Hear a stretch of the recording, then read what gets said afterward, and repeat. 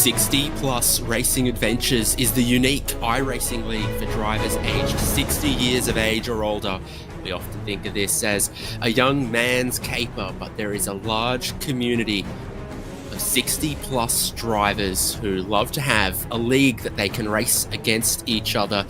They can apply the same wisdom that they've all gathered over their years, and it's an awesome community, a competitive championship. And this is the season finale of their longest running league, the Junior Formula category, from the Star Mazda into Formula 3 to Super Formula Lights, and this season into the Indy Next car.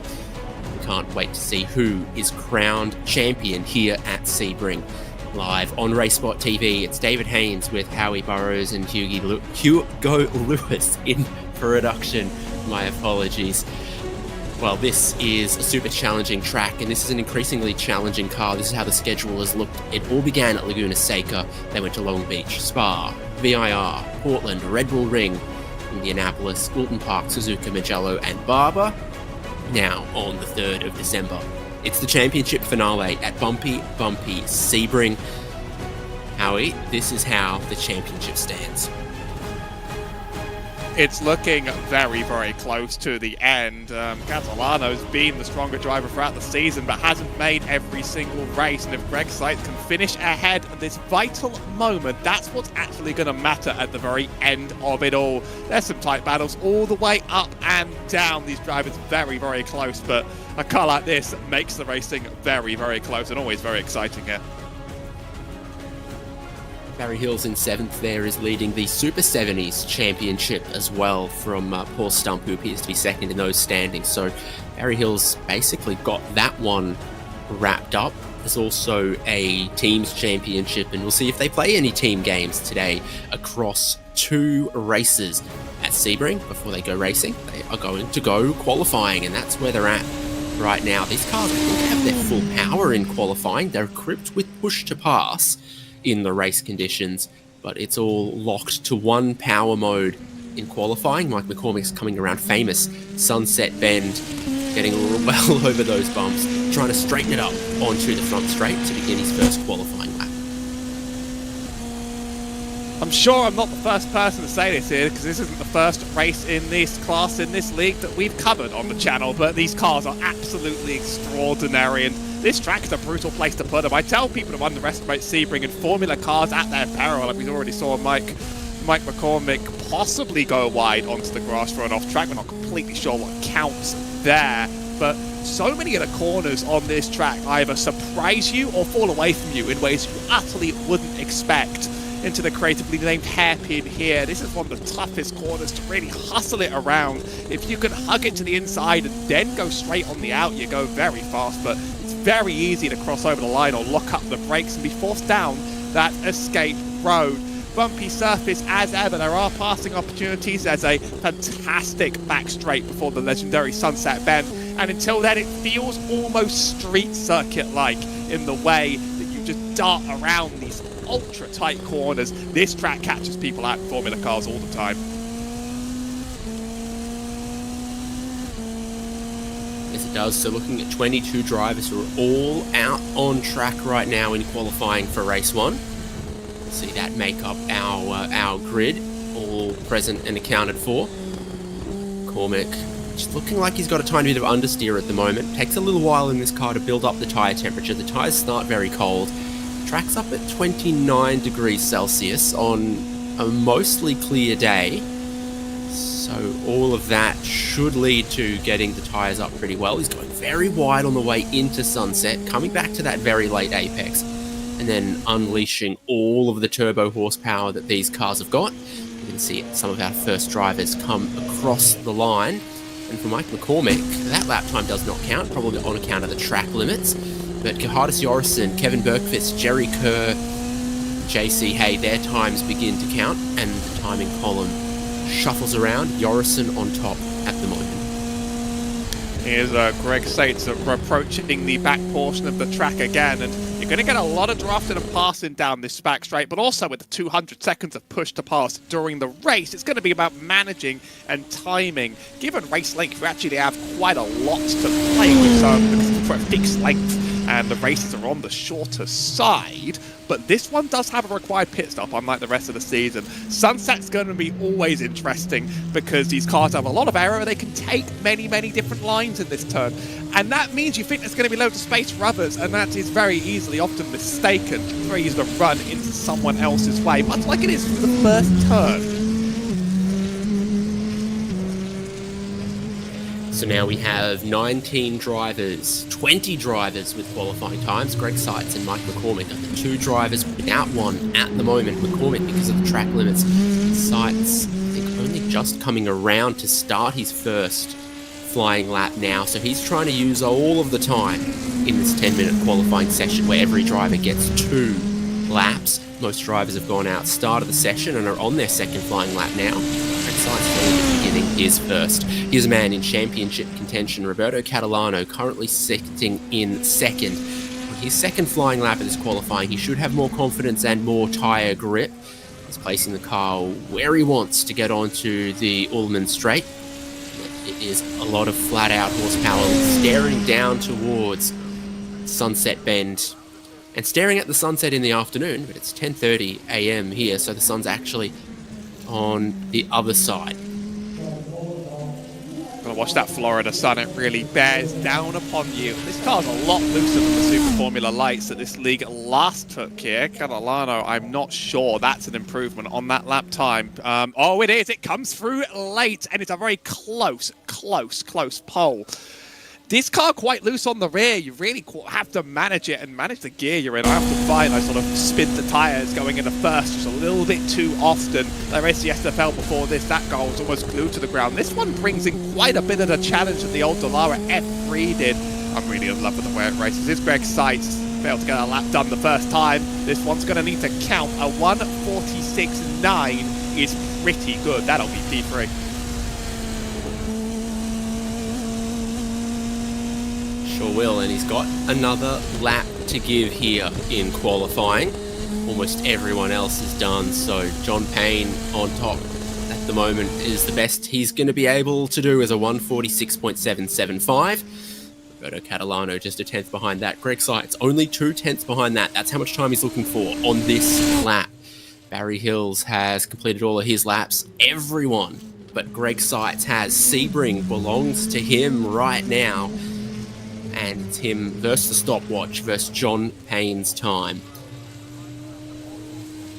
Indeed, it's very easy to miscalculate when you're at this stage in the qualifying session. And I think, oh, Greg Seitz got to have no more laps to go. And it turns out he comes out late just to give us the masterclass to round out the day on the track. Very fast the first time, and these cars definitely get faster on the second go around. But so much in the middle of this track. I say it feels almost street circuit-like because, yes, there's grass and the barrier is far enough away from you, but it very much just feels like tight corner into tight corner into tight corner. There is flow around here, but it feels quite constricted, quite tight. Run very, very wide getting down this long straight though, and that's a bit of oversteer on the curb coming down. This is where you're going to carry the most momentum. So when it comes to running Sunset by yourself, you have the aero to sort of hit up the inside, but you want to time that apex just at the right time. Stay wide, and usually when the yellow line on the curb jumps out, that's a good time to gun for it. Then run all the way wide against the wall and try not to hit it on the way out. It's only up from here, quite possibly, and P3 is pretty good. That is an even bigger improvement, 46.881. So it was purple sectors through the first sector of the lap there for Greg Seitz, but it fell away a little bit in the middle towards the end. Didn't find that 2 tenths he was after, and drops into second place to start alongside John Payne. So everyone is off track now. Barry Hills was also out there with Olsen. A few drivers getting a tiny bit of warm-up. Russ Addy, we're looking at here, has already done all of his laps, and his best lap put him to 14th. I think he struggled a little bit with the Indy Next car and the change, but some other drivers have done really well with it. Roberto Catalano and Todd Scholl competing for wins, podiums, and even the championship with the change to a car that's got just a little bit more horsepower than the Super Formula Light, the F3, or even the Indy Pro 2000 that they were in a couple of seasons back.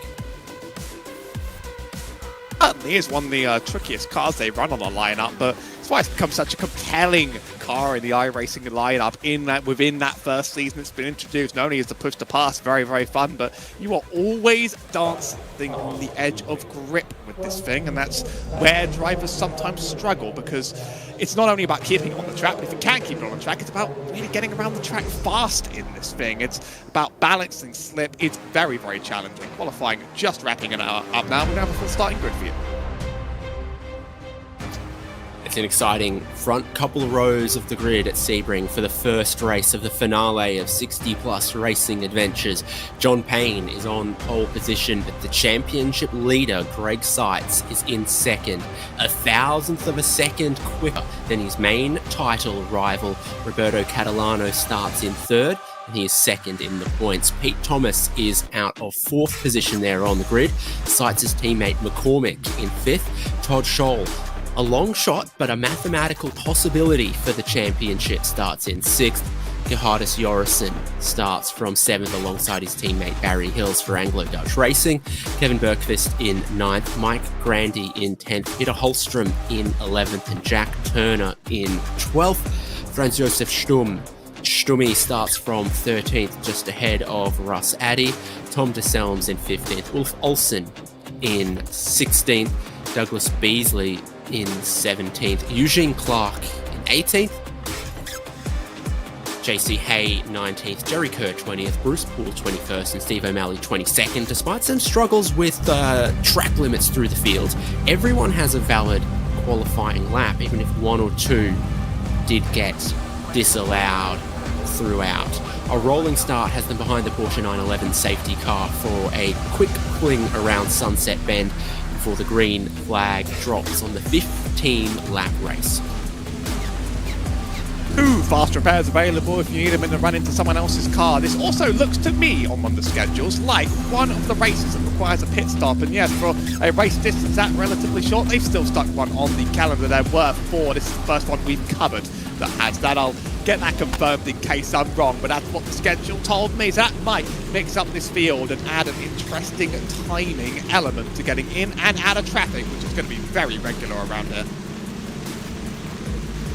One thing that the drivers have got to help them cut through traffic and make their passes is 150 seconds of push to pass. That's 10 seconds a lap. They've got plenty of it as the green flag drops. We begin the 15 laps. Half the field still coming through Sunset Bend, but John Payne has checked out into the race lead from Greg Seitz. Roberto Catalano there in third, just defending his position narrowly, turning into turn 1 ahead of Pete Thomas and Mike McCormick. Tyres will be cold again and take just a little bit to come up, so they need to be careful in the braking zone for turn 3. Bit of a concertina effect happening here. Bumpy through the apex, and the curbs are very tall for cars like this. John Payne still leads, but Russ Addy and Ulf Olsen jumping up some spots in 11th and 12th. Had a very good opening lap so far. Good to keep it clean around those first few turns. It's very easy to accidentally end up in someone's way. Big dip to the inside there. It's hard to run side by side through some of these turns, and that hairpin that the drivers just approached with, again, a very imaginative name indeed, is one of those pain points where it's so easy to lock, it feels like the braking marker changes every time you look away. Here's Russ Addy making the pass for P9. You often have to try and keep the rear under you throughout these few turns leading out. It's very easy to put down too much power, and he's under a lot of pressure from behind. Runs a little bit wide. That's going to be Mike Grandy taking it back, and then look out as well for Kevin Bergqvist on the chase too.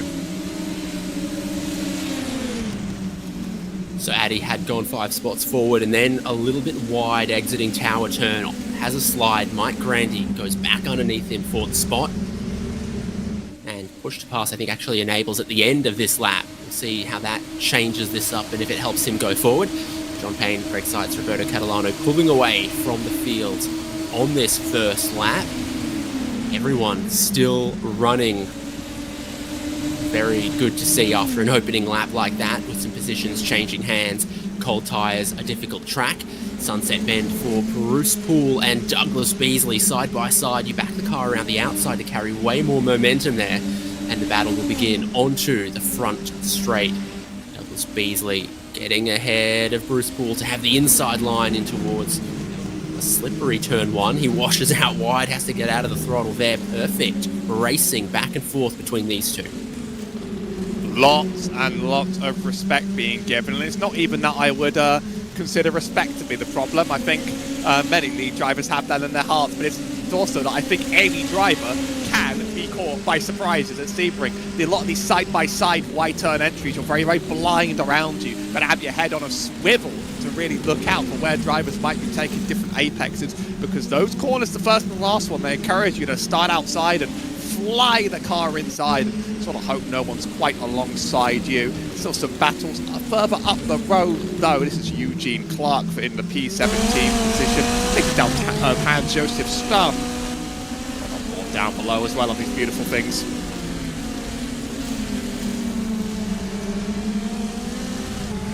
Feeling like it's a little bit of understeer on the way into the corners, but then the right foot can give you some oversteer very quickly if you're not careful in applying the throttle. That's the delicate art of a car with as much horsepower as this. Oh, Catalano dropping down the field. Looks to have some damage on the front wing, on the front left. Dropped a whole heap of positions. He's in contention for the championship, but it's slipping away from him now as Greg Seitz is up in second place. He has dropped all the way back into 12th. Has he just gone for a spin and not hit anything, or has he picked up damage? Looks to me like he got a bit of snap on that exit. He did keep the car pinned. I don't think anything actually touched him, but it was in an incredibly awkward position, possibly one of the most awkward places I've seen someone have a little bit of a moment on this track with traffic flying by. Wonder if he's dipping into the pits just to get it out of the way, because I didn't see anything touch him when I went back. I mean, things can potentially be different than what I see. I could miss things along the way, but certainly wasn't a tremendous accident. But this car's the rear just sort of gets out from under you on a corner exit. You get complacent, you don't think about feathering the power, you're done. So we'll take a look at the replay on board with Catalano as he sat in third place. Wide entry, and oh yeah, it's just on throttle oversteer. Gets onto the curb, has to use the brake to stop the car from sliding, and then he accidentally goes into reverse? What? I've actually many downshifts. I've kicked cars into neutral before by accident. It's very common with me and my Lotus 79, but I've never quite kicked a car into reverse on accident. But I mean, that is a terrifying place to lose it. Like, you know, the fastest straight on the track, there's still the whole field flying through, and you're just got the car pinned in the middle of it, and you're just thinking, how do I rejoin this? Very lucky no one gets hit.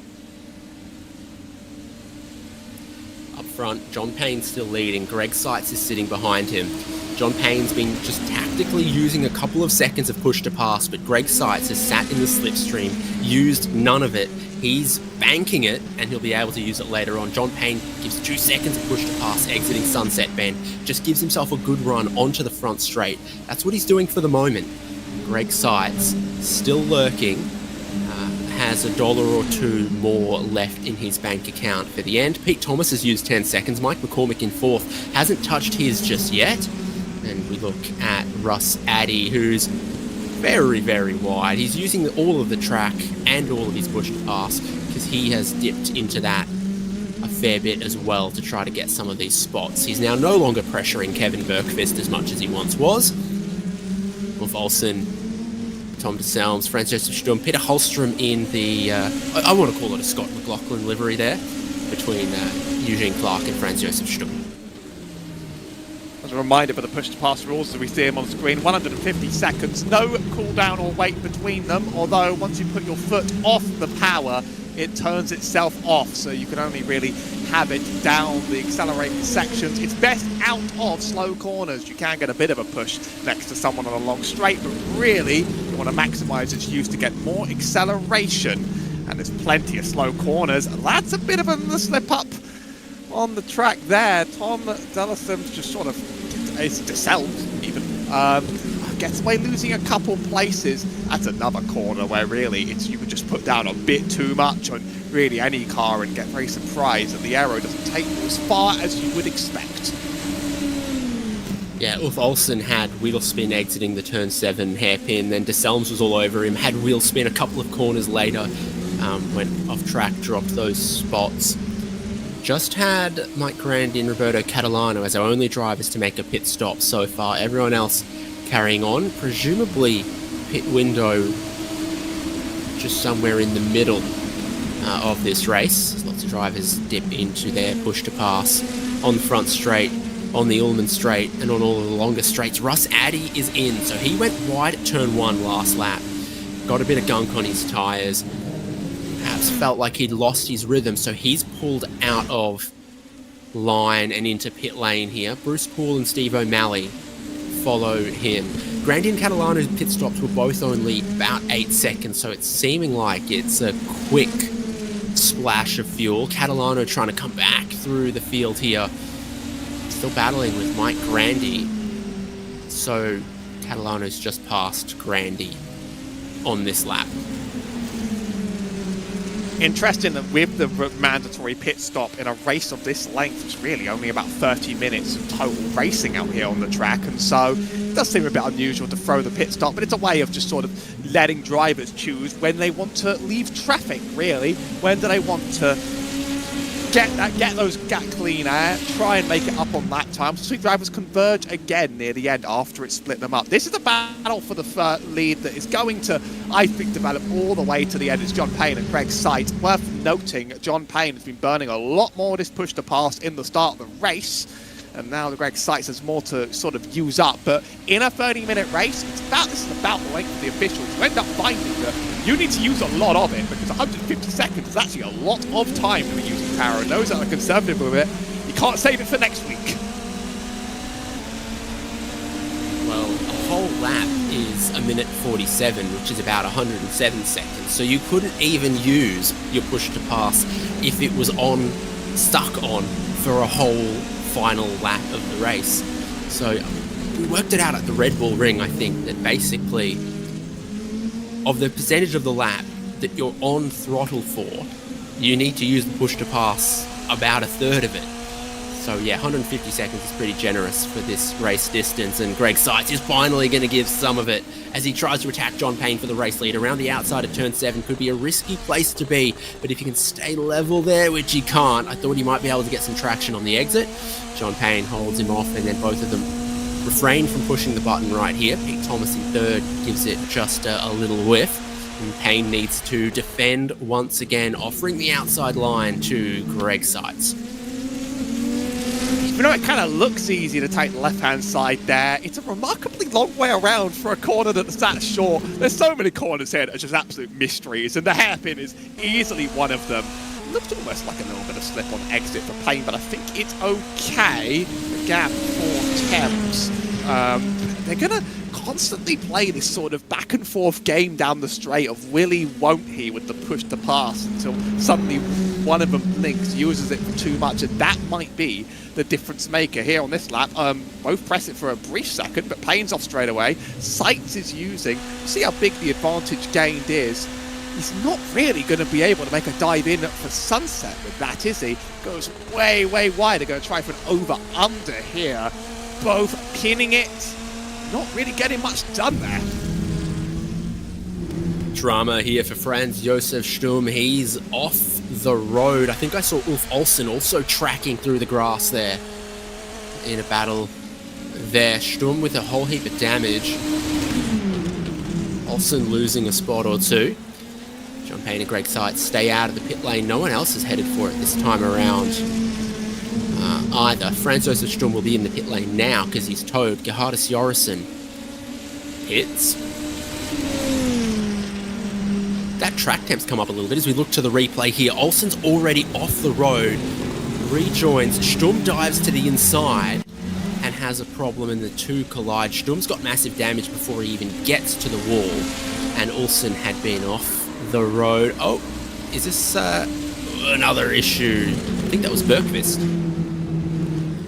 This is how cars are going to end up in each other around here, unfortunately. Well, that was just an unlucky spin on exit, because you really think the car would have more grip than that on the corner exit. Might have been a bit too much power, but looking earlier at the Sturm incident, that's just a case of like this place is a little tighter than you'd expect. and sometimes speed differences catch up to each other and they cascade horribly. 2 faster pairs are available for drivers, so yeah, pretty much shouldn't ever see yourself getting completely removed for a race. But Stubbs got to spend quite a long time in the pit lane because he can't even get it back under his own power, and he's going to have to tow that there, but should be back out on the track eventually. It will be laps down owing to the towers. This field is starting to really compress up quite a bit. We're looking at P9 right now. So Thomas Sound hasn't used any of the push to pass at all. And now at about this stage, you'd hope that you've used some because you cannot save it for later. But maybe this could just become an all-out attack near the end. Back up to the front. This duel, it feels like it could explode any second. Passing is absolutely possible here, but it really requires a lot of commitment and a lot of perfection.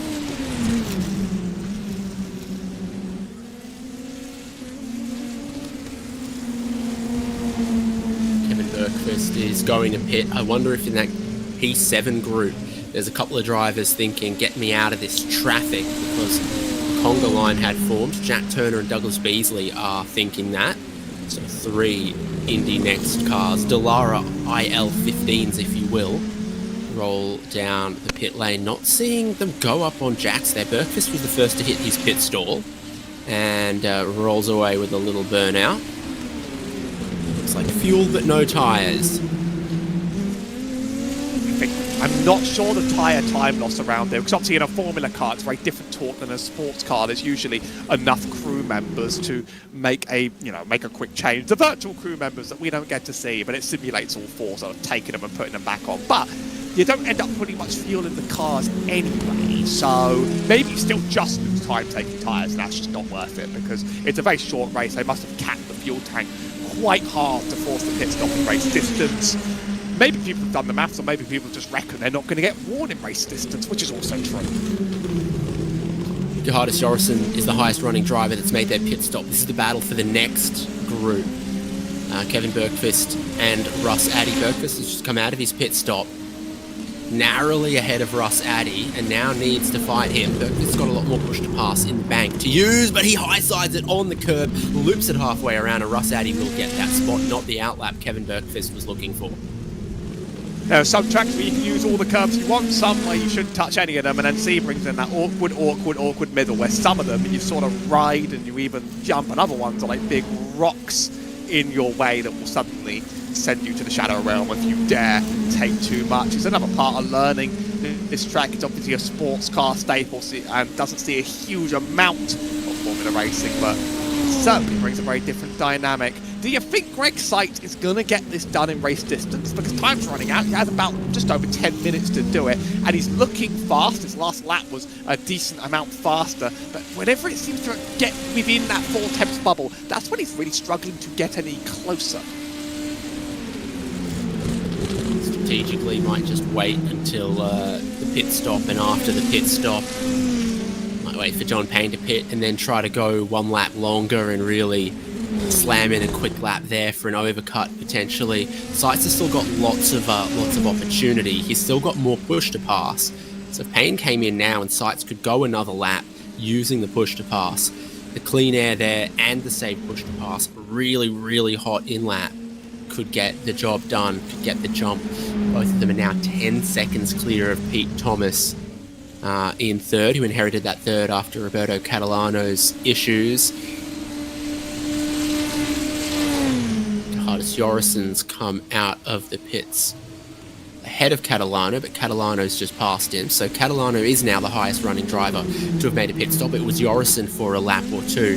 Catalano lost so much time with that slide, but he has been racing along ever since, and here is what I think I predicted happening. John Payne pits, Greg Seitz stays out. Keep an eye on how much push to pass Seitz uses this lap. If you want a window into just how fast Catalano is around here, you can just look at the fastest laps. So the top 4 drivers have fastest laps in the 47s. Then back there is 48, 49, 49. Then Catalano's in P9 doing 47s on his fastest lap. He's sort of up there with those top few drivers. He's been able to slice through quite a few. He's been able to use clean air from stopping early and just hot lap on hot lap on hot lap. He's got 71 seconds to push to pass less. It's some of the lowest on the grid, but still, you're seeing drivers sort of underusing it during race distance. Eugene Clark doesn't touch the button one bit.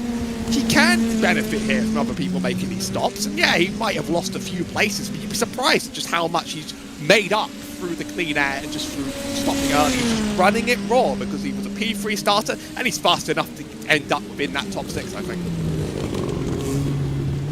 So a good, clean, tidy pit stop for John Payne. His lane transit time was actually very competitive compared to his pit stop time. So I think he maximised getting into his pit stall, accelerating out of his pit stall. That's worked out very well for him. Greg Seitz hasn't used any push to pass. I wonder if he doesn't have the fuel to use it. He gives a big hit of push to pass right now, though, using 5 seconds onto the Ullman straight. So he's battling John Payne on the stopwatch here. Eugene Clark, the only other driver that hasn't stopped. Pete Thomas came through for his stop. He's ahead of Mike McCormick, he's ahead of Todd Scholl, he's ahead of Roberto Catalano. Here comes Greg Seitz from the lead of the race. Probably about as far as fuel was going to take him. And he also is going to need a pretty quick stop. How's your in lap and your out lap? That's going to really determine everything around here with your box times being so similar in iRacing and your crew hopefully not misplacing anything. As we see cars not getting up on those jacks, they're only coming in for fuel. But if you've got a good in lap or a good out lap, you can jump someone here. John Payne uses push to pass. I think he's likely going to be well clear on exit though. This pit exit is pretty brutal. Cars can come out of nowhere. The two don't come together. And we're sort of back where we started, but Greg Seitz, he's within 3 attempts. He's actually made up time, so the chase is on. 5 laps to go. Both have taken on board about 8 seconds of fuel. John Payne, 73 seconds of push to pass. Greg Seitz, 91. He needs to use that 18 extra seconds somewhere between now and the checkered flag to get past. I think he might well be able to do so. There's Eugene Clark leaving his pit stall. Last driver needing to make a stop. Everyone has made theirs now. All 22 drivers still running. Not all 22 drivers on the lead lap. Franz Josef Sturm, unfortunately, with that toe and the damage, has dropped off the lead lap, but everyone else still running on the lead lap. It's 0.4 of a second between John Payne and Greg Seitz. Seitz leads the championship. Catalano has raced his way back to 6th. Can he get any higher than that in race 1? At this point in the race, if you're in P2 and you've left any seconds of push to pass on the table, you might just need to be kicking yourself when it's over. A huge time loss, by the way, now down to a second just in a lap alone, but you've got less of it. You barely even get to deploy it all lap because it cuts off the moment you get off the power. I would just burn every second of it you have now over the next few laps and come up with a budget and say, I need to use it in these spots during these laps. Do not leave free pace on the table when you're given a free pace button. That's always a suggestion. Last race of the season, so I presume everybody now has become well aware of the system, but different tracks test it very differently because there isn't too much power on time around here, really. You give me a button, you best believe I'm going to push that button. That's how it works. Who had been off the road? Mike Grandy had been battling a little bit higher up the road with Jack Turner. He ran off. He's rejoined just in front of Barry Hills and Eugene Clark. He rejoined very close to Barry Hills, in fact, but has managed to stay in front of him. So this group go into Sunset Bend. Eugene Clark still on his outlap back there. Mike Grandy, meanwhile, hit it 8 laps ago. So a big difference in pit stop planning from this group of drivers. Eugene Clark still got that 150 seconds of push to pass in the bank. Oddly enough, him and Bruce Poole are the only drivers that haven't touched it. Is it a challenge? Is it just forgetting? I don't know, because it is the end of the season. Like, there's a situation where at the beginning of season, if you pick up this car, people will be like, I forgot to bind it. Oh no. And then they remember by round 2 to bind it. If you're not bound it by the last races of the season, then maybe you're just making this choice. But, you know, he's competitive with the cars around him. Ironically, Eugene Clark sort of back of a 3-car train could make that pass if he went for it, but he's not completely off, but also it is positions on the table for sure. Push the pass, definitely go in the top 2 has compressed massively. Greg Seitz was using it. John Payne has to ration it. So Greg Seitz gets a big run towards Sunset Bend. John Payne turns in a little bit early. Greg Seitz loops around the outside, comes to a late apex. Both of them push the button again onto the front straight and keep it down all the way to the start-finish line. John Payne uses a tiny bit more of it. They've almost equalised the difference, though. Seitz has been using more of it, hasn't gotten past. There's no longer an 18 seconds difference of what's available. It's down only sort of, that is 7 seconds difference. Greg Seitz looks very close, looks like he's got a bit of pressure on John Payne. How do you send it around here, though? The hairpin has proved very, very difficult. He wasn't able to get that done on the outside. That's one of your largest overtaking opportunities out of the final sector of the track, which he hasn't been able to make massive headway in. And now we know both drivers are going to be pressing that button at the same time every lap. So not only is he running out of time, but he's sort of running out of chances. Although I'd love to see a move before we're done. It's getting hard. The gap formed again through turn 6 Big Bend, where Seitz got a good exit. John Payne felt the need to use it defensively, but Greg Seitz didn't push the button. So the numbers on your screen now, like we're drawing the lotto or something. And these drivers are head and shoulders clear of the rest of the field, now 15 seconds ahead of Pete Thomas in third. Don't think Catalano's closing Todd Scholl quick enough to make it to the top 5 at the end of this race.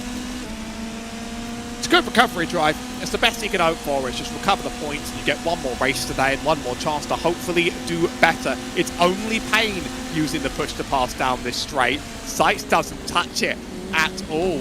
You now have 40 seconds to burn in what's going to be 2 laps. You might as well use this down every single straight, and if they both do, Seitz is going to have more. He could go for it here.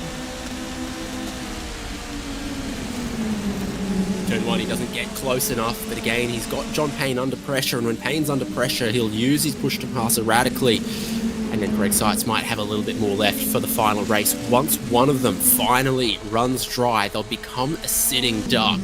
Seitz with just a little hit of it there. When we ride on board from the roll hoop, you can see on the steering wheel when they're using it, a big green bar flashes up. There are plenty of other battles in the final 2 laps of this race. Elsewhere through the field, John Payne and Greg Seitz. Pete Thomas versus Mike McCormick is happening. Kevin Bergqvist and Jack Turner, Barry Hills and Eugene Clark. This is what the drivers of 60 Plus Racing Adventures want. They want someone of comparable vintage and skill and respect to race against every week.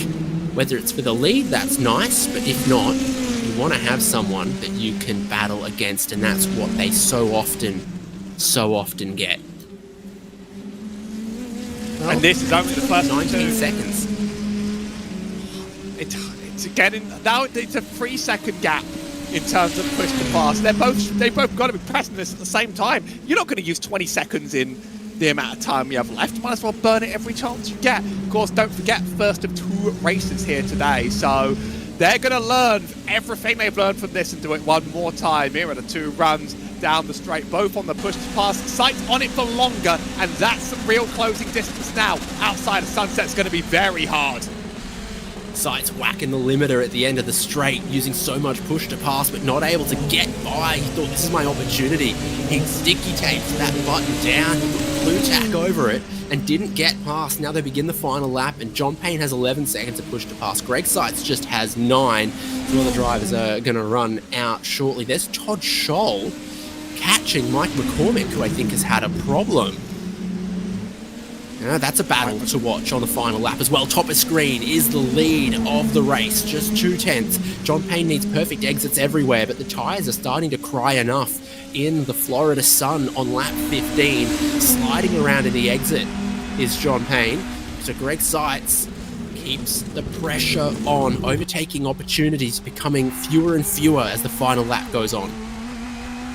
And they're both going to press that button at the same time, or are they? Payne burnt a little bit now. It's 6 seconds and it's 9 seconds. He could be regretting that if they both run out on that final straight before sunset. That's a slide ahead from John Payne. That is all she wrote, and that is a devastating time to have that happen. I confirm right now that was no contact.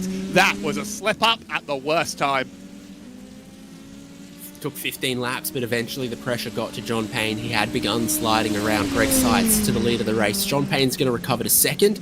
Pete Thomas in third. Todd Scholl has run out of his push to pass, but he has gotten by Mike McCormick for fourth. Roberto Catalano, 3 seconds behind them, was in dire need of a good result here at Sebring to stay in contention for the championship. But if Greg Seitz takes the race win, there will be no stopping him. And in 60-plus racing adventures, Dallara IL15 era, Greg Seitz is going to become the champion. He's won in the Dallara F3, he won in the Super Formula Light, and now he wins the championship in the Dallara IL15 at Sebring. I know I've sort of been the one that cried wolf for every corner on this track, but of all the places to spin by putting down too much power, you could do it there any day at all. It's one of the most brutal on the circuit because you think it's a fast sweeper the way you can get up to speed, and it's not given the speed your car's often going in. You're not loaded enough on the aero, and I see many people go around and bite it too much there. So that's a bit par for the course, but what a time for it to happen. The pressure does bite. Barry Hills and Eugene Clark out of Sunset Bend. Clark runs wide. Barry Hills just holds on to the position 12th and 13th. Holstrom and DeSelms having a bit of a drag race back there, if you don't mind. There's dramas in Sunset Bend between Douglas Beasley and Steve O'Malley. Wolf Olsen crosses the line ahead of them. What happened for Beasley and O'Malley? Okay. Ooh. I think that's O'Malley getting down the inside and pushing wide. It's just very easy to underestimate your line around there, think you're going to make it, and the car tells you otherwise. Such is the way that these very, very, very sort of wide, open corners go sometimes. You almost have infinite space, but that can be a curse as well as a blessing. Excellent first race here at Sebring. We're not even done. Results of race 1, Greg Seitz wins. John Payne slides out of the race lead and ends up 5 seconds behind on the final lap. He still takes the fastest lap of the race though on lap 2, and I think that would have been the peak of the tyres. It looked like they started to go away from him towards the end, struggling for traction out of the slow corners, in particular on an ever-increasing hot, slippery and bumpy track. Pete Thomas gets to a podium as Roberto Catalano slid out of one of those podium spots. Todd Scholl in 4th, McCormick in 5th, and then Catalano recovering to 6th from what was basically last, 22nd early on in the race. Gerhardus Jorrison 7th, Russ Addy 8th, Kevin Bergqvist 9th, and Jack Turner in 10th. Mike Grandy finished 11th ahead of Barry Hills and Eugene Clark. Peter Holstrom and Tom DeSelms separated by 4 tenths there at the end. Looked really close looking from turn 1. Bruce Poole in 16th, Ulf Olsen 17th, Douglas Beasley and Steve O'Malley coming together in the final corner on the final lap. And O'Malley just letting Douglas Beasley finish ahead of him after the contact. I think JC Hay in 20th, Jerry Kerr in 21st, and Franz Josef Sturm damaged from some of the contact he got battling with Olsen. Saw him finish 1 lap down, but he did finish, so all 22 of our drivers seeing out the race, having some great battles throughout, and they've got one more race to take their learnings forward to race 2. Greg Seitz is the champion and hopefully is going to join us. Well, what a race, Greg. Yeah, thank you. It was a tough race with John there. So it must be interesting being in that sort of battle, because from the driver's perspective, you don't necessarily know what we know. We know everyone's push to pass numbers, but it might not be as clear to you, and you're just keeping that pressure on John Payne, hoping that maybe he runs out of it on the final lap before you do, but he actually ran out of rear grip before you did. Yeah, that was the hope, was what that I'd have a little more. We just talked after I just had a few seconds more, so we would have been really close there. but yeah, it was kind of unfortunate, but it was also, I put that pressure on him. So, he tried to cover the inside and just got loose. And then I was lucky not to actually run into him and destroy both their races. So, yeah, I needed a first in this race to lock up the championship, and I got it. Yeah, so then next season, do you think you could take more holidays and still be champion? I don't know. I don't know how next season's going to go, if I'll be kind of, out on the road or just, hopefully I'll get enough chances to fill up the card. But I think I only have nine out of the 10 this time, and just barely eked it out with Roberto right there, right up until that race last week. He was actually in the lead. So, yeah, and I needed to just basically beat him in both of these races. So the fact that, I beat him in this one and got first, I think pretty positive that wraps up the championship for me. Yeah, I looked at the table. I'm pretty sure of that as well. How have you found the Dallara IL-15? I mean, I think clearly I've never spent so much time covering 60-plus racing adventures saying the word push to pass. Yeah, it's a great car. I do really like this push to pass strategy. Sometimes, you're able to kind of just hang with the other guy and not use as much. It's a little tougher when you're in the front. I've had a couple of races with John where I decided to kind of go for the push to pass early, just to I'd get a little bit of a breakaway, and I didn't want him getting a free tow. So, you can use it that way. You can use it to catch up. I made a big mistake in this race. I think 2 laps before the end, I hit my pit limiter instead of the push to pass. So that didn't work out very well, but the push to pass then made it up a little later on. So yeah, it's a really great car. I love it. It's probably the funnest car that we've had in 60 plus since I've been around. Catalano spun, and in his hurry to grab as many downshifts as he could, accidentally got all the way down to reverse gear. So, there's a couple of mistakes like that happened. Yeah, that's too bad. He was my main competitor because John was far enough back that, I knew I just had to stay in front of Roberto, but then that doesn't mean you don't want to win. Well, fantastic race, fantastic season. Best of luck with the very, very final race. And yeah, congratulations. Yeah, thanks. I want to say thanks to my competitors. John and Roberto have been great competitors this season. And then, of course, the league admins for kind of organizing everything. It's always a great league. Lots of chances to practice. And then the races are kind of tend to come off pretty flawlessly most of the time. So really impressive. And you guys broadcasting, too. Don't want to leave you out. You're always way too complimentary of our broadcast before you've even seen what we've said about you. We appreciate it. Oh, I know it's good. All right, maybe chat after race 2, depending on what you get up to. Catch you around. Alrighty. Thanks, David. Second place, John Payne is going to join Howie Burrows. Oh, Hey, John, you might be cursing the name of Collier Corner on this track for quite some time afterwards, but that was a very, very impressive hold until one accidental lap. Yeah, that sucks. I mean, Sugar Plum Fairies, I had pole, fastest lap, and no incidents till then. It just all went up in smoke. Well, how was trying to hold off Greg throughout that race? Because you were consistently ahead, and there were times where you'd run away, and then there were times where it looked like he was going to get you on the spot, and you almost never blinked throughout the entire distance. There was a real battle with push to pass. How were you scared? This is the best way to put it. Yeah, if Greg's behind you, you're always... you've got one eye in the mirror, and that's a hard way to drive, but sometimes I just had to... put it there in turn one, especially when he was coming out of the pits. I saw him, and I just figured I'm on the track. He's coming out of the pits. He's going to have to give. And, there was a couple times that were close, but, all in all, it was a good race.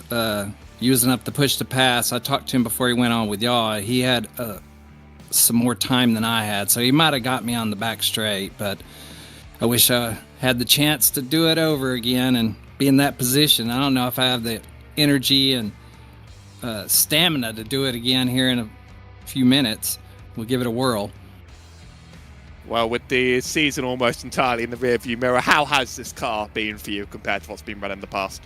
Oh, I think it's a much more fun car because it's harder to drive, and the push to pass adds an extra variable to it.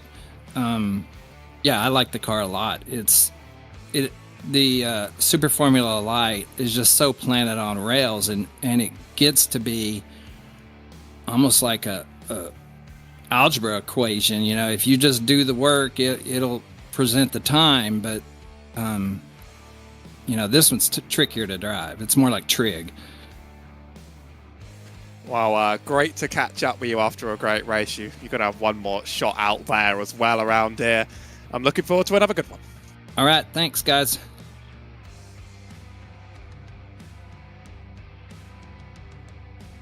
That was John Payne wrapping up the interviews for the first race, but there's another one due here at Sebring. The championship may be wrapped up, but we've learned quite a lot now about these cars and the way they run around this track. Sometimes that can lead to extra fireworks in the second run. Yeah, great to hear the perspective of those drivers and hear how much they're enjoying their racing at 60 plus. There's a couple of drivers you're going to want to keep an eye on coming race 2. Roberto Catalano, can he strike back? Because he had great pace when it was on the road. He'd be ruining the mistake that he made. And you know, what about some of the other drivers? Todd Scholl, Mike McCormick, can they finish higher up? Can Greg Seitz clean sweep this? Or has John Payne shook off his nerves? All to be answered at race 2. We'll be coming up with that shortly here on RaceSpotTV.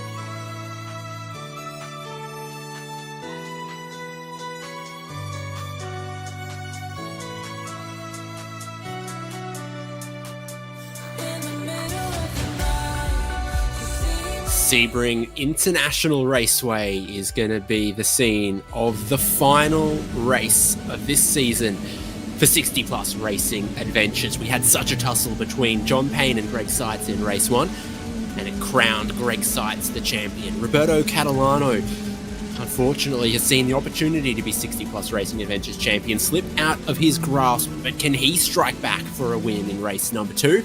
All of that to be decided with RaceSpotTV's live coverage. David Haynes here with Howie Burrows.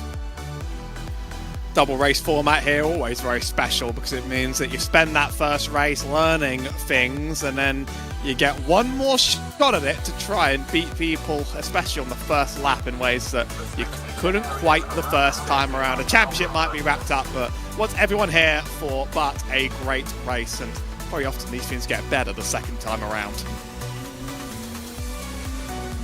I don't learn from my mistakes. I steadfastly refuse to. We're heading into qualifying 10 minutes, and remember, it was Seitz, I think, who just sort of held out on laying down his laps until very deep into this session. Most drivers seem to have left and hit the track, including Russ Addy. Didn't have the qualifying or the race 1 he would have wanted, so we'll see what he takes to race 2 and how he prepares these tyres. I think we saw that on the out lap, the tyres are cold. On the first flying lap, they're not quite there. On the second flying lap, they're fantastic. And then for the remaining 13 laps of the race, you do need to be careful that you don't overheat them, overwork them, and overslide them. Welcome to Florida. It feels like America builds all their greatest racetracks in the hottest places so that your tyres can get brutalized over a race distance. And Formula tyres, especially soft, especially sensitive to that sort of thing. Not one of the most visited Formula racing venues in the world, but that's why I love seeing these cars run around here. It's not total alien sight, but obviously it's quite the endurance sports car home, whereas these things just bring a really challenging dynamic to it. We saw it around the first race. It's hard to get around people, actually, but it's very, very rewarding to set them up, and a few corners always test these cars in very unique ways with the downforce. So preparing the tyres, preparing the driver, preparing your mentality for this first flying lap. Seen that the line on these high downforce cars typically seems to be to start very wide in Sunset Bend. And that's what you'd want to do starting a flying lap in qualifying anyway. Russ Addy crosses the start-finish line there. That's where the clock begins, aiming to take a big wide swooping entry into turn 1 down into 4th gear. These cars have got so much grip to carry a lot of speed through there, a very, very fast corner, but then things begin to slow up a little bit into this sequence. Turn 3, turn 4, just to position yourself for this long turn 5. Tightens late, has a bit of a bump, and then traction through turn 6, big bend down towards biggest braking zone on the lap at turn 7, next to the hotel swimming pool and all the photographers on the right hand side. Remember to wave, but remember to get all your downshifts done and to straighten up the car before you mash the throttle. Exiting turn 7, then everything else here is just about car placement through these sweeps and kinks into the next corner here, looking for the right number of cones for your braking marker. Russ Addy's turning in relatively early by the looks of things. Be careful throwing the car around here. Again, just trying to get a straight line braking zone into Tower Bend, late apex, little bit of camber. Don't slide on the exit. That's why there's no grass growing there, because so many people go wide and out through the dirt, underneath the power lines, past the modified pit lane. Track's so open here, and you've just got to not hit the curbs too hard, not cut the track to the left. Again, Russ Addy's going to set himself up for a very late apex through Le Mans and Chantebienne onto the Ullman Straight. A lot of speed here, very, very late braking into fast Sunset Bend, almost to the top of 6th gear. A whole heap of speed. Mind the bumps underneath the bridge. Straighten out, and that will be a whole lap from Russ Addy. We'll see where it places him on his first run. Mike McCormick has gone to the top. Franz Josef Sturm displaces that. Russ Addy jumps into 4th. First times, no doubt, going to get jumped by the second ones. A few opportunities to get off tracks here and sneak up on you. We saw one happen during the qualifying for the first session. One of them is off the edge of turn 1. It's very easy to run a little bit wide, touch the gravel on the way out, but also on the exit of the hairpin. The track sort of like has a very unusual turn out of the hairpin where it kind of straightens up and bends back just a little bit. It's very easy to sit too much to the left of that. Eat another off track, invalidates your lap. There are plenty of places though where you won't catch them, so this track isn't quite an off-track paradise. First lap fastest around Greg's sight, and it's a good gap. I wouldn't count though on this not possibly being challenged by anyone down the line. John Payne, very fast last race, faster in qualifying last time, ready to deliver something better than that P2. 17 drivers have now set qualifying times. Eugene Clark, the last of them. JC Hayes out there, hasn't set a time yet. Jerry Kerr is not out on track just yet. I think the personal best times and sectors coming through. Franz Josef Sturm's going to be one of the first that we see. But here goes John Payne. High curb on the right, low curb on the left.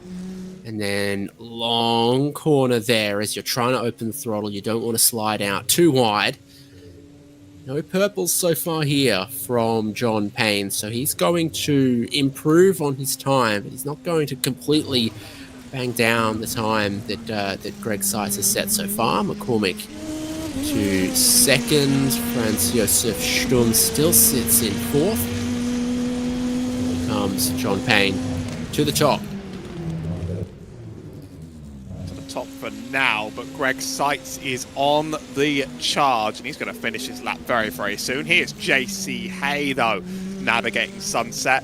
Which line do you take through Sunset? It's sort of a mystery to all of us. Even the professionals don't really know it. Just take whatever feels right in your heart. Here comes JC Hayes, lap across the line. The first one was not one of the fastest, and I don't think he's improved it that much. Meanwhile, John Payne, not faster. Greg Seitz lined up on pole.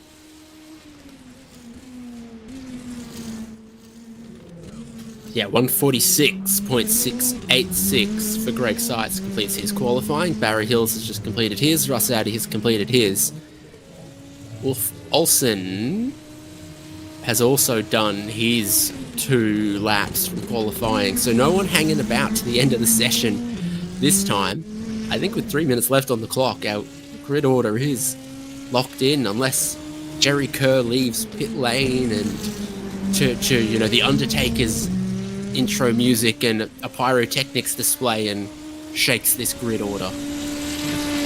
They do fireworks in the night here somewhere from the races finish in iRacing, don't they? They like to do it a lot of American tracks. I think this has to be one of them because they sort of set those up where there are endurance races. So who knows? Who could have rigged up the pyrotechnics? Anything's possible. And having been to Florida, they don't even need for it to be nighttime to set off fireworks. The 4th of July was a very, very interesting time. Greg Seitz is still out there and just ticking along, trying to see what he can learn for race 2 to try to make a clean sweep of Sebring. Interesting to see that Catalano is now back in 4th. Mike McCormick ahead of him in qualifying.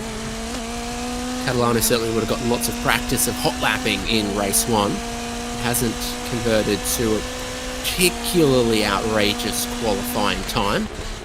Todd Scholl down in 6th. Russ Addy also not qualifying as well as he seems to race in this car. That's consistent.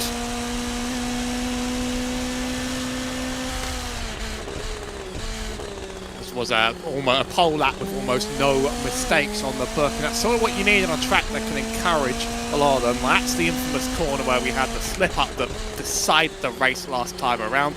Final sector speeds up a fair bit. The straights are still remarkably short. You really don't get too much time to breathe around here at any given point, but it certainly gets a lot faster. It's very easy to carry too much spin to here though and hop over the curb. Hit the other side of that, you get a slow down, but you can run as wide as you want there in a downforce car to fly down this straight where push to pass battles often develop near the end of the race.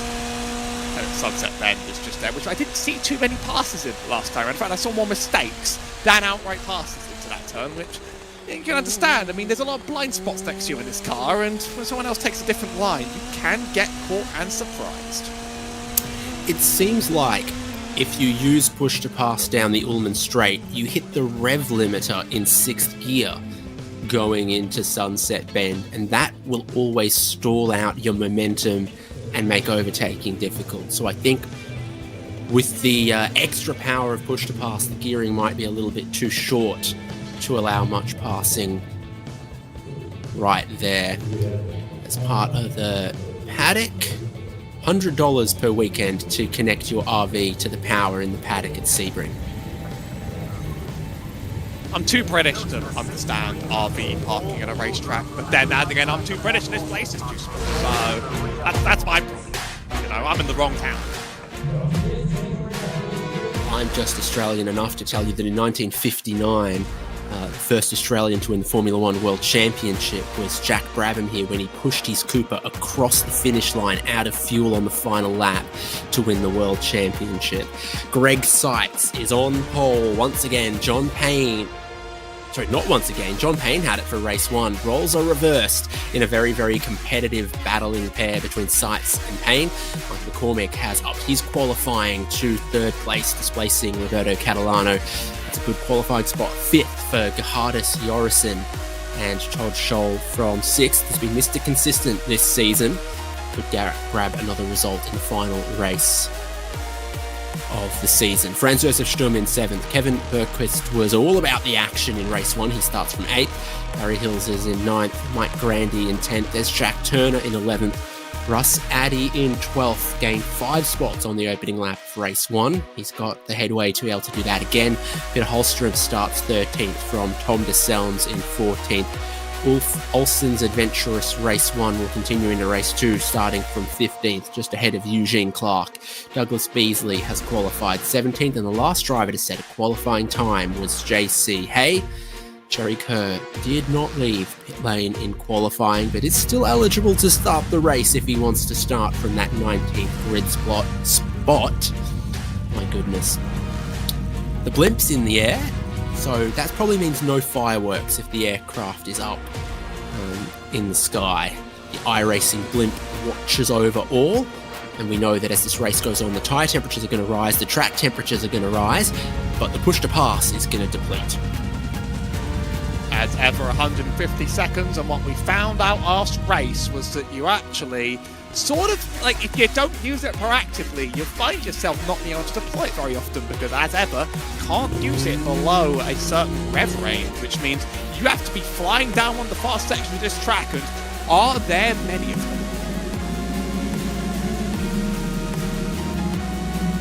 Once again, it's going to be a 15-lap race. We only just get going behind the pace car before it pulls away, and the green flag looks to drop. Greg Seitz leading us down to turn 1 across the start-finish line. Good start of the race for Todd Scholl, Kevin Bergquist, and Mike Grandy. Todd Scholl squeezed right up against the concrete there around the outside as we go in towards turn 1. On the inside of him, here comes Gerhardus Jorrison from a great qualifying spot. Russ Addy trying to make some spots again. Careful with the cold tyres. And Russ Addy has a lock-up, slides into the car alongside him, and 3 cars are going to be in the grass, in the wall. It looks like they've dragged Jack Turner along with them. Started with rear locking in the braking zone for this driver, Russ Addy. I was about to comment on a very smooth and easy turn 1, but turn 2 comes at you very, very fast because you're running so high speed, you get surprised. A rear lock is always one of the most horrible to get, because at that point, everything's out of your hands. 2 fast repairs available. Drivers who can make it back to the pit will be able to return. Jack Turner's towed, but Hills and Addy will be able to stop. And it might count towards their mandatory pit stop, but I doubt they'll be able to get enough fuel to finish the race, depending on how that's limited. There's the replay. The rear lock. Everyone else just accidentally a victim in the way. That is a tough, tough braking zone with that many cars around.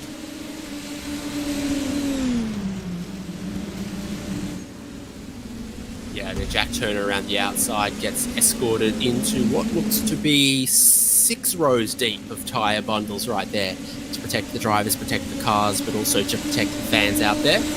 Greg Seitz is weaving down the Ullman Straight, trying to break the toe to John Payne. He told us about that post-race one, didn't he? He said, well, if you can use the push-to-pass to break the slipstream, which is still pretty powerful in these cars, then that can be one of your strategies. But he's not able to break the slipstream just yet. Top 6 still run in the order that they qualified after lap 1. Greg Seitz, John Payne, Mike McCormick, Roberto Catalano, Gerhardus Jorrison, and Todd Scholl. There's Kevin Bergqvist in 7, who's made up a spot. And as all of the action happened around Russ Addy and Jack Turner and others, Tom DeSelms, Eugene Clark, they've gone and picked up a couple of spots on this race start. So too has JC Hay. Just before those top 2 are absolutely flying, Seitz and Payne with 1 minute 51s on their first lap, and then behind it's over a second back. Obviously, traffic could get in your way on those first laps. We'll see how that balances out over the course of the race. They are destined to make this their own run, side by side, just ahead of Todd Scholl, the P3 through the hairpin. Barely enough space, but they both make it work, and I think Catalano's faster on exit. Mike McCormick hasn't touched any of his push to pass, but in one lap, Roberto Catalano's already used 20 seconds. He's dying to move forward. He's up into 3rd place just as your leaders start to check out. Mike McCormick also just sliding around a little bit, not building up to his complete confidence just yet. Bergqvist taking a look at Todd Scholl, who dips that tyre around the outside of Tower Bend. A very, very easy mistake to make. Keeps him under pressure heading into the Le Mans sequence of corners. Plenty tight. I compared it to a bit of a street circuit in layout, and you might have thought I was a bit crazy at last race around, but I do genuinely find that it's a very much a very small straight into turn after turn after turn. The only thing it took away were the walls, it being an old World War II airfield. But still just keeping all the bumps about the resurfacing. Catalano still burning push to pass. He's used 35 seconds and he's still using more. Is he just making a statement? He wants to be a part of this top 2 battle this time around. He wants to show this is what I could have done to rival for this championship if I didn't make that mistake. I'm not sure. It was a great recovery drive last time, but obviously he's been incredibly strong up to now, and this hasn't been the weekend, or, well, I say weekend as if we're not the midweek. Yes, say the week. Hasn't helped to catch the leaders for Roberto Catalano, unfortunately. He sits more than 3 seconds behind. John Payne sits right underneath the rear wing of Greg Seitz. Oh, Douglas Beasley's been off the road. That looks like exiting turn 5 for him. Jerry Kerr also has an issue. Quite the reversal of fate, indeed. I mean, they've left the track, Jerry Kerr and Douglas Beasley. Didn't even tow. I think Kerr has just left. He parked the car on the edge of the pit lane. Didn't really see much. And Beasley had a spin off the track and decided to also park the car and leave. So I'm just deciding to sort of wrap up this season and not think too much more about this brutal track. I mean, it's very, very, very tough. Curious to see how the roles are going to be reversed in this top 2 battle, of course. It was Seitz not being able to get past Payne. Now it's Payne not being able to get past Seitz, who does a lot more weaving down there. Maybe it does end up being hard to pass around there in totality, or maybe there's a different strategy to help him get through. On board with John Payne. Greg Seitz gets so wide out of Sunset Bend. There's just a little bit of camber right up against that tyre bundle that can save you if you get a little bit wide. A couple of other drivers are going to make their pit stops early. So we've already had Barry Hills and Russ Addy. Mike Grandy goes for his stop. Rolling down the pit lane right now. Lap 2 was the fastest lap of the race last time, so we might have already seen the peak of the performance and the tyres, and it looks like the fastest lap of the race again sits with John Payne. He certainly seems like... Well, does he seem like he's been faster throughout the day?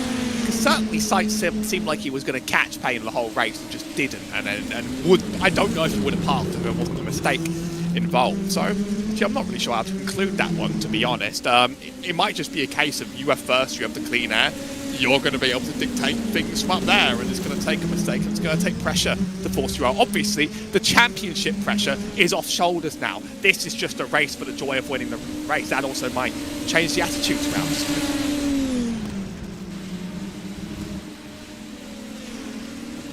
Greg Sight's teammate Mike McCormick, under some pressure from Gerhardus Joris and Roberto Catalano, got through early with some ambitious use of push to pass. Now Gerhardus Jorison is going to remain very, very close with him. 270 kilometers an hour for John Payne just before diving into Sunset Bend is the fastest speed trap speed that they're going to reach.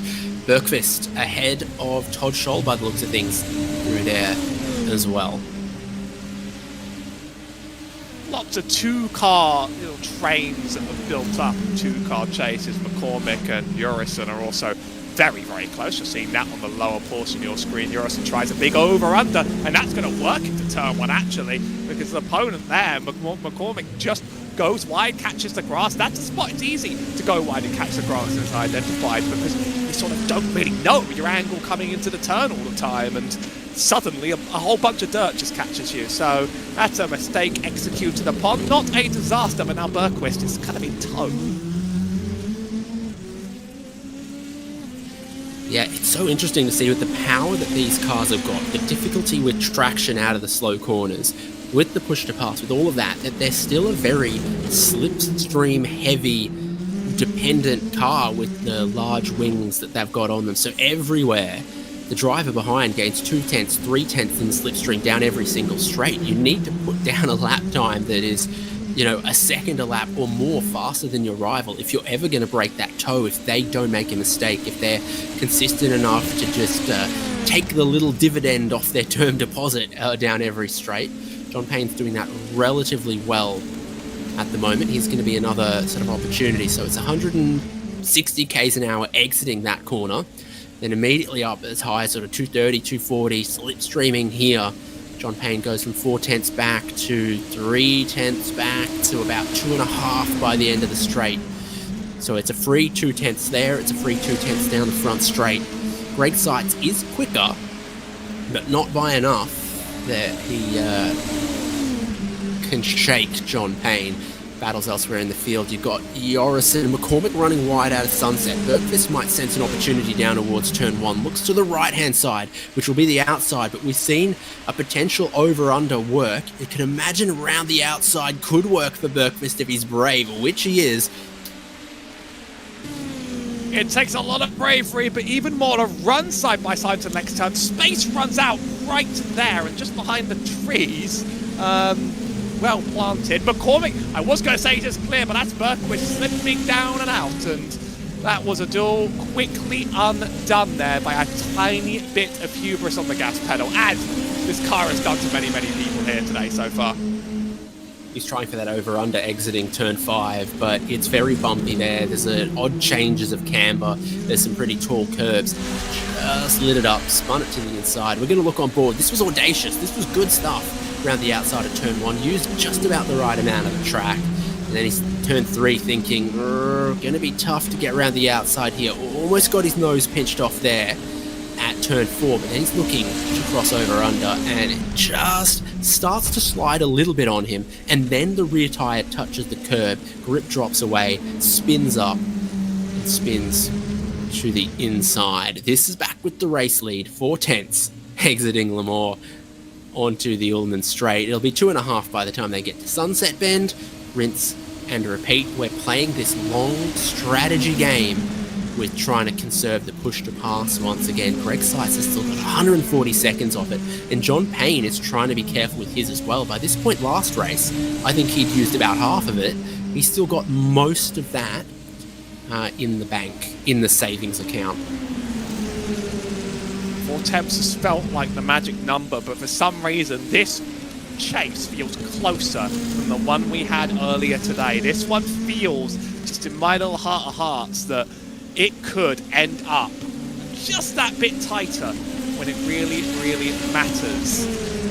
Because there's just something about the gaps that just seems smaller. It just seems there's just a little bit more jeopardy here, and getting the pass is the hardest part, because we've not seen an on-track pass for the lead. It just hasn't happened. But there's never a time for never around there. John Payne has used more push to pass. Greg Sykes was more aggressive last race on it. Now he's been more defensive, only used 10 seconds.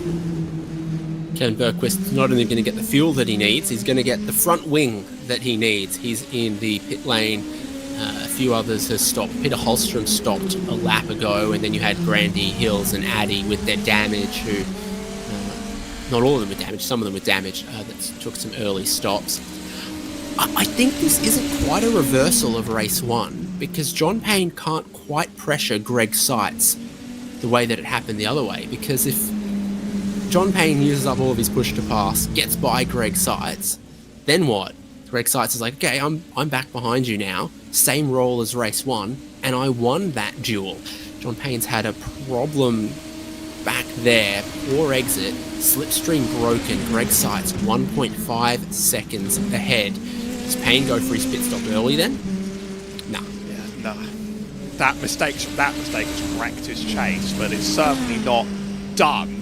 But has he been consistently overwhelmingly faster? The air's clearer now. This is where we're going to see the comparison between the two and quite how the pace is different. Their fastest laps have been effectively completely on par with each other. So there's not been a case of one being clearly faster than the other. If Payne can get past, I don't know if it will be a repeat, just because it was one errant mistake on the final lap that caused it. Yeah, that's under your own control to do, but it certainly didn't feel like it was going to happen by the end of the race until it suddenly did.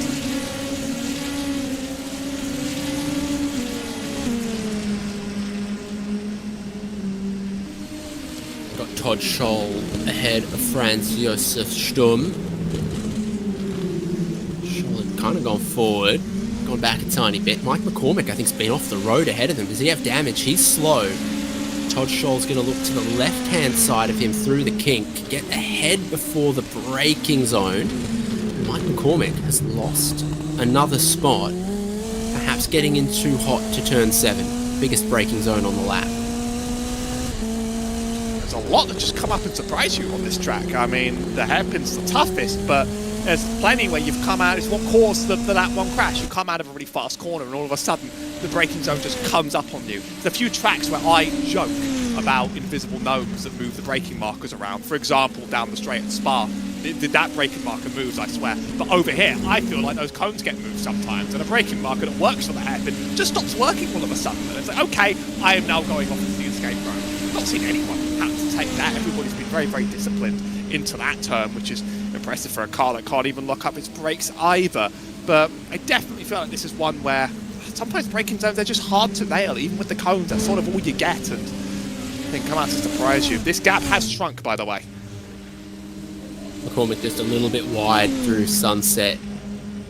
Franz Josef Sturm seeing a battle begin to form ahead, pulls to pit lane. So it's going to be one of our highest running drivers to make a stop. Ulf Olsen in as well, sort of 15 seconds behind him. John Payne's gotten back to Greg Sykes to get the lead underneath a second again, to get back into the slipstream. He's had to use a fair bit of push to pass to do it. The difference between them now almost reaching 30 seconds. Greg Sykes has been so sparing with his that it's going to come to the final 3 or 4 laps, and yeah, he's going to have to hold that one down. It's going to be another race where I'm sort of ruined why they aren't using their push to pass, and by the end they're going to be out of it. They did use it very well in the top 2.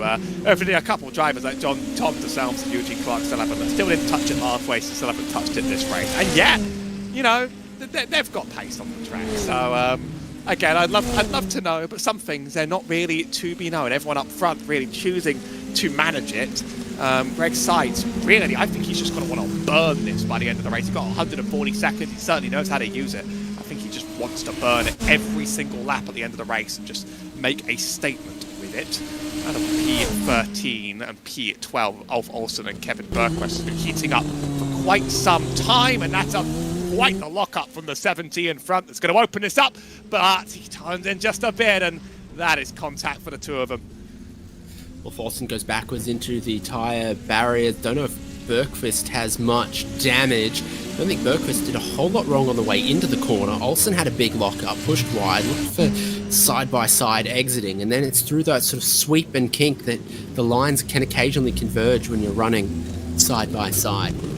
John Payne is going to stop. Greg Seitz carries on. Roberto Catalano, Todd Scholl, Mike McCormick, Tom DeSalms, lots of other cars coming to pit lane. Again, looks like a good stop for John Payne. That's something he did really well in race 1. Kept him in front here on the air. Bergqvist does have a tiny, tiny snap of his own that moves him 2 centimeters across, but there wasn't a whole lot of space given by Ulf Olsen there, who's currently going slowly in front of Russ Addy and JC Hay, who have made their stops. He's damaged his rear wing. Olsen's rear wing's in trouble. So, has he made his stop?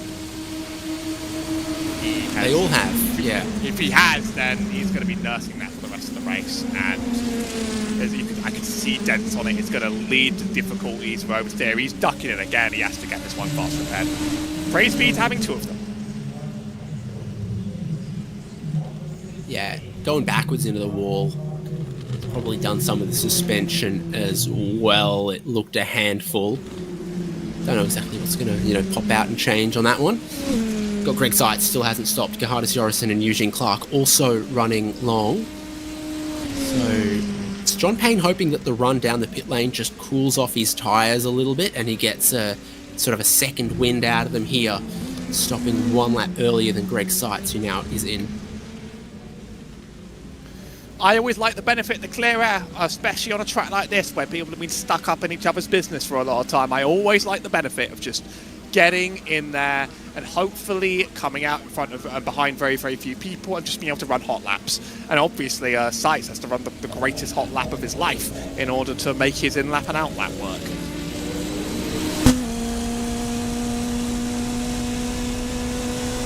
Well, and be close on the blend on pit exit again. Seitz, I think, is just ahead by about half of the corner. It's about the gap that was between them before the stops. John Payne, 1.2 seconds back, could shrink as they both get up to speed, and it does to about 1 second. So now we've got 5 laps to go. Greg Seitz, with 140 seconds of push to pass, has nary touched the button, while John Payne has 90 seconds left, which is still more than half, with only a third of the race to go. So he can give plenty of that.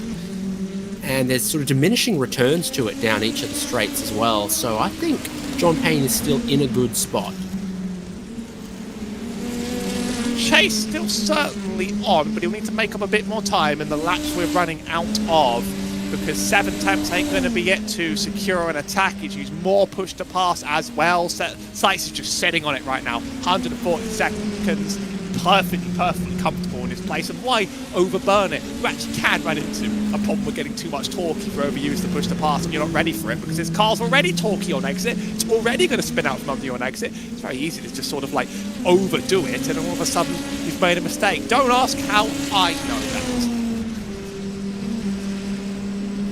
Kevin Bergqvist just playing with JC Hay. 2 of them were close, but Bergqvist is coming back through the field after his excursions. He's pretty quick, doing 150s at the moment. In fact, might even be able to catch Russ Addy, who's next up the road. Any time of push to pass on the timing column right now. There's a couple of drivers with power to burn. 109 seconds for Jorrison, 103 for Mike McCormick. Eugene Clark just getting into his, where he's got 120 still left. Greg Seitz still sits on his Scrooge McDuck pile of push to pass, 140 seconds. Didn't we do the maths last race and work out that with this few laps you cannot use 140 seconds? I swear you did some maths that said that, like, you could probably use 80. You're going to struggle to use 140. But John Payne has suddenly halved that gap into nothing, and now we are back to a chase for the lead, and maybe Seitz is going to want every last bit of that now. Well, I don't think you can use much more than 45 seconds of push to pass per lap, and like you've said, the best use of push to pass is second gear, third gear, fourth gear accelerating. When you're already at 250 kilometers an hour, the push to pass doesn't give you that much more time advantage. It just burns more fuel, and in the case of towards Sunset Bend, it just gets you banging the rev limiter at 270 k's an hour fractionally earlier and doesn't actually help your speed thereafter. So yeah, Greg Sykes is probably going to have a tiny bit left over here. John Payne is gonna get into some of his. 70 seconds left, tiny bit more here down the Ullman Straight, and then into the slipstream. Listening for the rev limiter, not quite from Sykes. Way late turn in, and John Payne is on it immediately through Sunset Bend, closing down over the start-finish line towards turn 1. There's not a car length in between them, but John Payne just runs out of time, chances, opportunities, washes a little bit wide through turn 1, dips a tyre into the dirt, takes a look, a tease to the inside of turn 3, just trying to throw Greg Sykes off his game. Good luck with that, though. Fast corners on this track are mesmerising in a downforce car. Watching out on board, just watching John Payne fly with all the grip he could ever ask for through that first turn. You don't see it all the time. Now Sykes is starting to lean on the fast button. He really, I think he should have a little bit last lap down that straight, but because I don't know if he obviously doesn't know John Payne's economy on that as well. I think 62 seconds is more than enough to chase and battle with in this last lap, but he might have been back for a bit of a corner. But Payne is going to be aware and thinking, and probably also doesn't know that Sykes has so much to defend with. Bit of a mental game to be played with push to pass, which often results in just plain guessing. But it's guessing. Both of them are going to have to try and psych out the other and work out how they want to play these final few laps.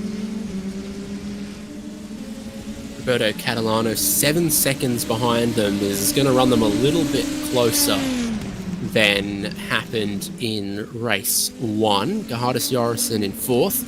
Todd Scholl and Mike McCormick. McCormick was quit the last lap in 6th, catching 5th place Todd Scholl. Always good battles, and Greg Sykes, more than 10 car lengths ahead, preemptively just moves across to try to break a little bit of that slipstream if he can, coming towards 2 laps to go.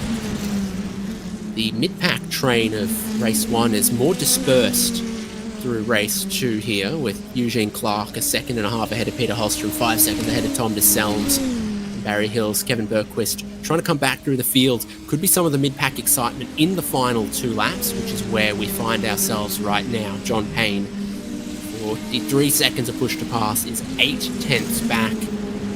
Greg Sykes needs to hit that every single straight for these last 2 laps if he's not going to, leave an inheritance behind. I don't want to say something that will get me clipped for being a commentator's cursor, but I don't think this is happening on pure pace. If this happens, it's going to be a strange repeat of things we just saw half an hour ago here on the broadcast. It's going to be an error at the wrong place and the wrong time. Totally possible. You cannot write it off, but Sykes is now in an awkward reverse position as Payne gets awfully, awfully close in that turn. Every time you think something's going to happen. Every time. Sykes' free use of the push-to-pass button last lap, though, netted him a new fastest lap of the race at 146.5, so he's taken that away from John Payne. Payne's going to leave nothing left in the account, so maybe he can take that back. They get awfully close here. Look to the exit of this sequence, John Payne.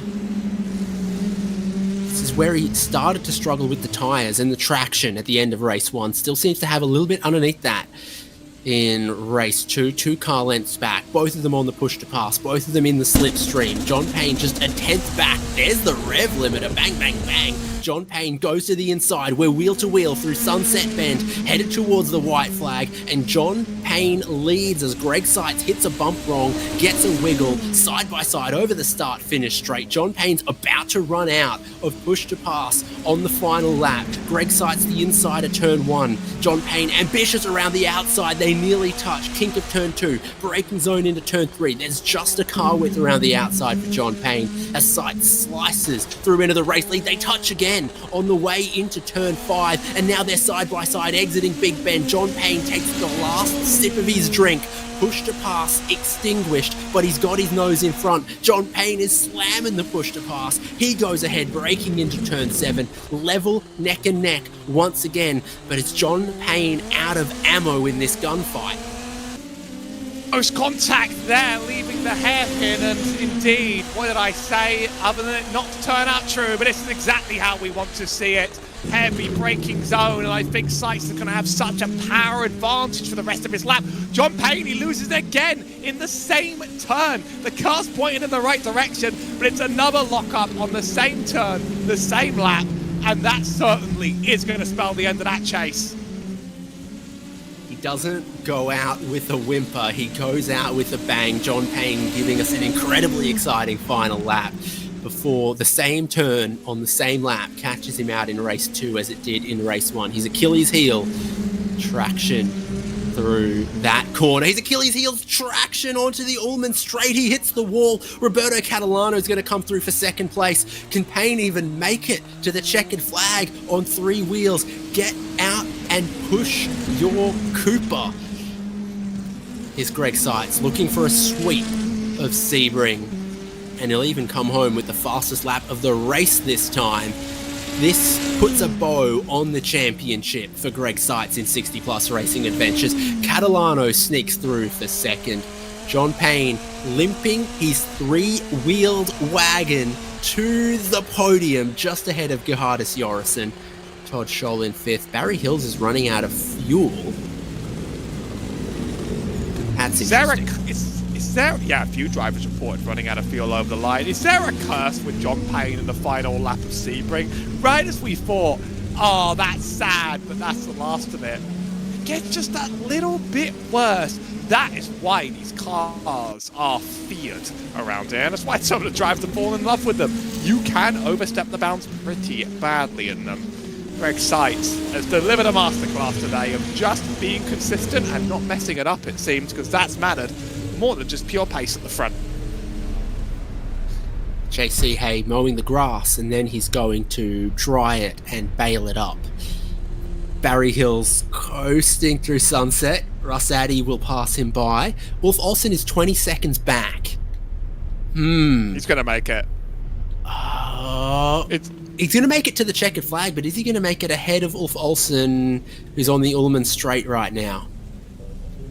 Okay, I'll admit I thought the start-finish was a bit earlier than it was, but there it is anyway. There we go. So Barry Hills will get 14th. Olsen a bit too far back in the end. JC Hay is going to be the last car on the lead lap as well. We saw him mowing turn 7. So now he comes around Sunset Bend to sunset this season of Indy Next in 60 Plus Racing Adventures. Greg Sykes is a double race winner and he's a champion. Roberto Catalano could have done with a podium result in race 1, but he comes through for second place in race 2. John Payne, what a battle he gave us, but his rear tyres gave up 14 and a half laps into the 15-lap race by the looks of things. And then his front right tyre gave up and he dragged it across the checkered flag for a 3-wheeled Indy Next car on the podium. Gerhardus Jorrison in 4th, then Todd Scholl, Mike McCormick, Mike Grandy, Franz Sturm, Eugene Clark, and Peter Hallstrom. 11th, Tom DeSelms, Kevin Berquist with some damage at points and off the road once or twice. Ends up in 12th. Then Russ Addy, Barry Hills limping to the line ahead of Ulf Olsen, JC Hay, Douglas Beasley, a retirement 12 laps down, Jerry Kerr 12 laps down, and Jack Turner 14 laps back. Did not complete any laps of this race. Let's flip this around a little bit if we can, Howie. Our whole podium coming to chat. So why don't you ask Greg Sykes about his heart rate on that final lap? Hey, Greg. The positions reversed this time. You, the one being chased, and you held your nerve again. How much fun was that? That was super fun. I saw him spin a few times, and I figured, I'm kind of home free. But he did a good job of catching back up. But he did. I'm sure use a ton of push to pass, and I had lots left at the end, so I wasn't too worried. But yeah, he was pushing hard on that last lap, so it was a lot of fun. Not only a drivers' championship today, but it looks like there's been a pretty good result in the team's championship too in this race, with some very, very, very consistent performances. Anything you want to shout out about that? Yeah, I'm real happy with my team result with Mike. Mike's done a great job this year. It looks like we clinched the team championship as well, which is really nice. He got a good start, and it was really nice. But it was a lot of fun this season. I really enjoyed all the racing, and yeah, this was kind of a good one, and it was kind of a fun last lap there. My first day on this league, and that is the sort of racing I love to see every day in these things. Greg, very, very, very good finishes, a fantastic double win. Go and enjoy all the rewards that come, of course, with such prestigious victories. Yeah, well, that was a lot of fun. Thanks a lot. I'll leave you with Roberto Catalano, David, who just missed out last time, but finally gets onto the podium, even if today could have gone better. Yeah, he joins us. Race 1, difficult. Race 2, podium. Congrats, Roberto, on a great season. Thank you, and sorry for my bad English, but my driving is bad than my English in first race. It's happened. No, sorry for my poor Italian. So a chance to win the championship, but Greg cites when he's here, he's too strong. Yes, I know it. I try, and for this, I think that in the first race I do a mistake. I will stay with them, and for this I forced oversteer, and it's happened. But they are fastest than me. I must learn from them. How have you liked this car this season? It's a lot more power than any seasons before.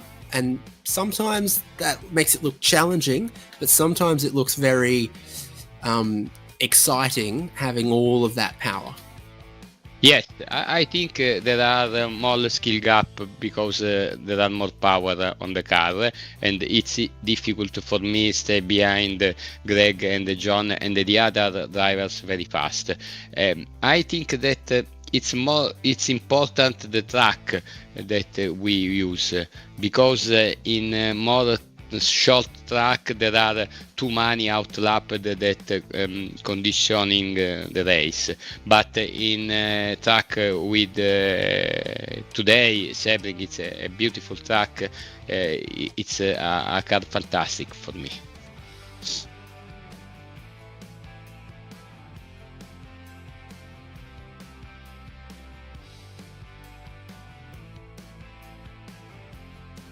I think we've just lost David. Roberto, the championship didn't quite go your way. It was a very up and down 2 races. Did you love the car that we took around this time, though? Yes, I like the car, I like the championship, but there are 2 drivers faster than me. It's my only difficulty is this. It's a fantastic race.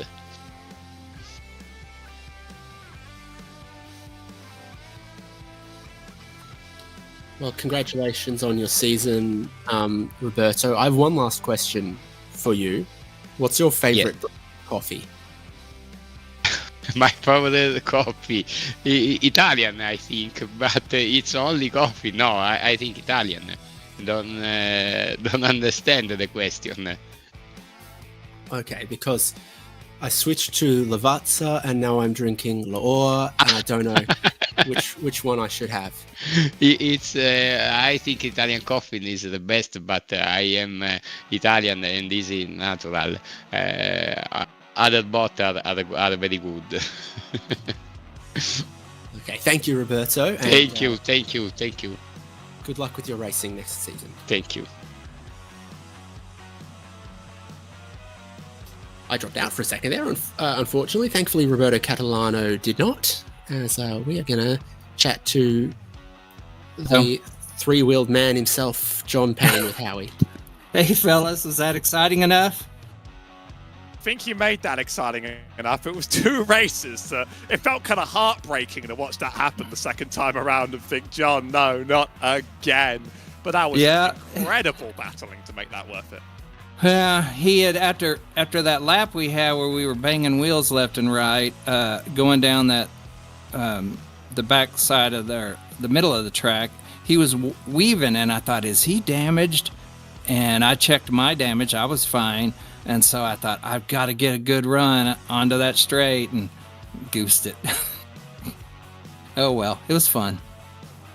Well, you still made it across the line in P3, which some people would maybe be wiped out by the moment. You're on both sides of the chase that time. Was it more fun being behind or being ahead of sights in that battle?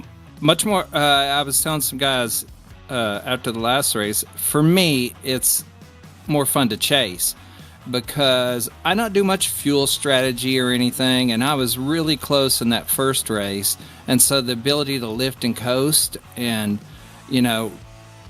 you've got more, options wouldn't be the word because you're not leading, but for me, being in second allows me to save fuel, allows me to save push to pass because I can just draft off of him. And so, yeah, I don't mind it. Now, I did know it would be impossible to pass him because he's not going to let that happen, but almost got it done.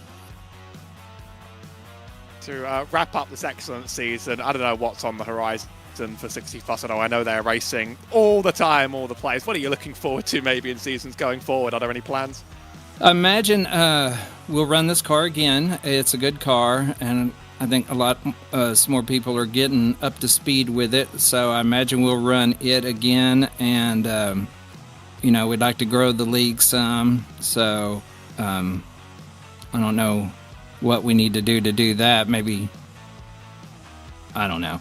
But yeah, I imagine we'll just go on doing what we do, try to get the car count up and go from there. It was spectacular stuff. It was a lot of fun. It's a great way to round off a season, and it was a joy to watch. Thank you very much, John. All right, guys. See ya.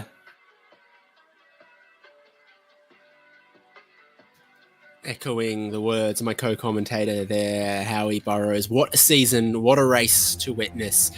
Side by side for part of that final lap. John Payne wanted that race win, but you cannot deny Greg's sights today or in this championship in 60 Plus Racing Adventures. He comes to Sebring and walks away a champion in the Indy Next series with 2 race wins to his name as well. Thank you so much for joining us for this and across the season for RaceSpotTV's coverage of 60 Plus Racing Adventures. David Haynes here, Howie Burrows. Hugo Lewis, our producer. Great to have him along board, and we'll see you for whatever RaceSpot and 60 Plus Racing Adventures brings next season.